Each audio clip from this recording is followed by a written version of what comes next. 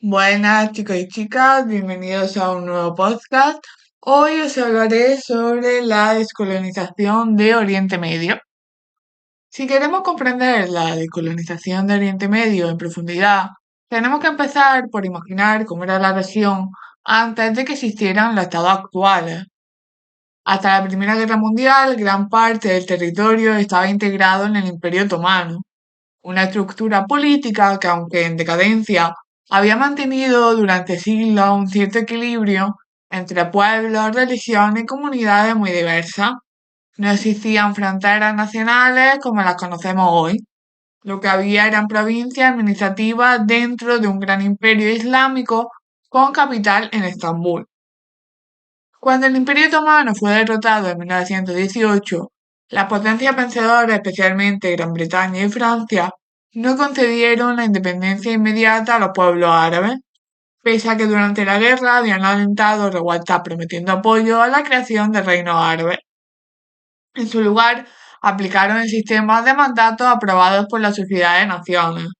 Bajo la apariencia de tutela temporal, Londres y París dividieron la región según sus intereses estratégicos. Francia tomó el control de Siria y el Líbano. Gran Bretaña administró Irak, Transjordania y Palestina. Este reparto ignoró en gran medida las realidades étnicas, religiosas y tribales. Las fronteras se trazaron con criterios estratégicos: acceso al Mediterráneo, control de las rutas comerciales y, cada vez más importante, el dominio de los recursos petrolíferos. De esta manera, la descolonización posterior no sería simplemente la independencia de colonias clásicas, sino la transformación de estructuras creadas artificialmente. En Palestina, la situación fue especialmente explosiva. Desde finales del siglo XIX existía el movimiento sionista, que defendía la creación de un hogar nacional judío en la tierra histórica de Israel. Durante el mandato británico, la inmigración judía aumentó, especialmente en los años 30, cuando el antisemitismo en Europa se intensificó con el ascenso del nazismo. Tras la Segunda Guerra Mundial y el descubrimiento del horror del Holocausto, la causa sionista adquirió una enorme legitimidad moral ante la opinión pública internacional. Sin embargo, Palestina no era un territorio vacío. La población árabe palestina, mayoritaria en el momento del mandato, percibía la inmigración masiva como una amenaza a su propia existencia política. Las tensiones derivaron en enfrentamientos, huelgas, disturbios y atentados. Organizaciones armadas judías como el Irgun recurrieron a la violencia contra la administración británica. Uno de los episodios más impactantes fue el atentado contra el Hotel King David en 1946. Desbordada por la situación, Gran Bretaña llevó el problema a la recién creada Organización de las Naciones Unidas, a la ONU. En 1947, la ONU propuso dividir Palestina en dos estados, uno judío y otro árabe, con Jerusalén bajo administración internacional. El liderazgo judío aceptó el plan, pero los estados árabes lo rechazaron. El 14 de mayo de 1948 se proclamó el Estado de Israel. Al día siguiente, Egipto, Siria, Jordania, Irak y el Líbano atacaron al nuevo Estado. Comenzaba la primera guerra árabe-israelí. Israel no solo resistió, sino que amplió su territorio más allá de lo previsto en el plan de la ONU. Para los palestinos este momento es la Nakba, una catástrofe. Alrededor de 700.000 personas se convirtieron en refugiados. En 1956 se produjo la crisis de Suez, donde el presidente egipcio Gamal Abdel Nasser nacionalizó el canal de Suez, hasta entonces bajo control británico y francés. Reino Unido, Francia e Israel lanzaron una operación militar conjunta. Aunque Israel avanzó rápidamente en el Sinai, la presión de Estados Unidos y la Unión Soviética obligó a detener la intervención. Este episodio marcó el declive definitivo del poder colonial europeo en la región y consolidó el liderazgo de Nasser en el mundo árabe. La siguiente gran sacudida llegó en 1967, con la Guerra de los 6 días.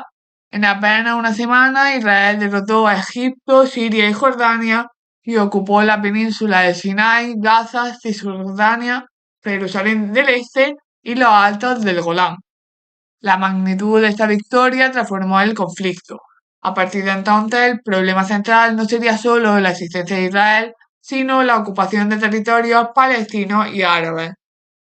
En este contexto, cobró fuerza la Organización para la Liberación de Palestina, creada en 1964.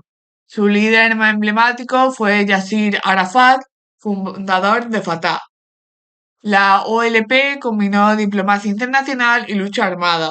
Arafat logró que la cuestión palestina pasara a ocupar un lugar central en la agenda mundial.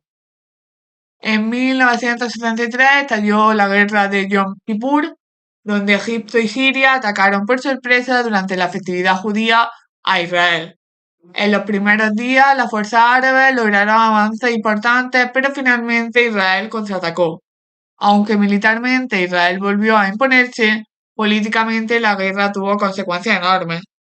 Los países árabes productores de petróleo decidieron reducir la producción y elevar los precios, generando la primera gran crisis energética mundial. Este conflicto también dividió al mundo árabe. Algunos países como Egipto en determinados momentos se alinearon más estrechamente con la Unión Soviética. Las monarquías del Golfo, en cambio, mantuvieron vínculos más estrechos con Estados Unidos. Oriente Medio se convirtió en un tablero clave de la Guerra Fría. El ciclo de guerra árabe-israelí encontró un punto de inflexión en 1978 con los acuerdos de Camp David, negociados con la mediación del presidente estadounidense Jimmy Carter. Egipto reconoció oficialmente a Israel y recuperó el Sinai. Fue el primer tratado de paz entre Israel y un país árabe y supuso una ruptura en el Frente Árabe Común. Mientras tanto, en el otro extremo de la región se gestaba una revolución que cambiaría el equilibrio estratégico, la revolución iraní de 1979. Irán, antigua Persia, era un aliado clave de Occidente bajo el régimen del Shah. Durante la Segunda Guerra Mundial, los británicos y los soviéticos ocuparon el país para asegurar el suministro de petróleo y evitar la influencia nazi. Tras la guerra, el Shah impulsó una reforma modernizadora conocida como la Revolución Blanca, pero su régimen autoritario y la desigualdad generaron un profundo malestar. La oposición se articuló en torno al clero chií. El líder espiritual más influyente fue Ruhollah Khomeini, exiliado durante años.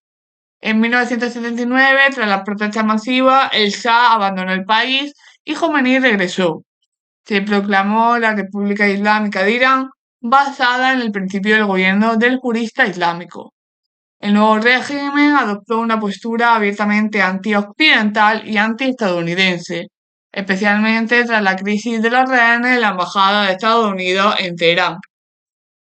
Tras la muerte de Khomeini en 1989, el liderazgo supremo pasó a Ali Khamenei, quien consolidó el sistema teocrático. Desde entonces, Irán ha desempeñado un papel central en la política regional, apoyando a actores no estatales y participando indirectamente en numerosos conflictos. En definitiva, la descolonización de Oriente Medio no fue un simple proceso de independencia nacional, fue una transformación profunda marcada por la herencia colonial, la creación de Israel, el nacionalismo árabe, la cuestión palestina, la Guerra Fría y el auge del islamismo político.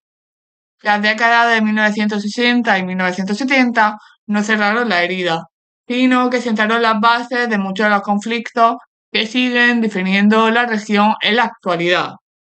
Y hasta aquí llega el podcast de hoy, espero que os haya gustado y nos vemos en el siguiente. Chao.